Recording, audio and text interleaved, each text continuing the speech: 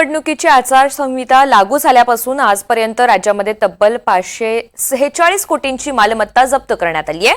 गेल्या महिन्याभरामध्ये आचारसंहिता भंगाच्या 7360 तक्रारी निकाली काढण्यात आल्याची माहिती निवडणूक आयोगाने दिली आहे। सी विजिल ॲपद्वारे नागरिक आचारसंहितेच्या उल्लंघनाबाबत तक्रार दाखल करू शकतात आणि याच माध्यमातून आलेल्या तक्रारींवर प्रामुख्याने कारवाई झाल्याचं पुढे आलंय। दारू, अंमली पदार्थ, मौल्यवान धातू आदींच्या विरोधात केलेल्या कारवाईमध्ये एकूण 546 कोटी 84 लाख रुपयांची मालमत्ता जप्त करण्यात आली आहे।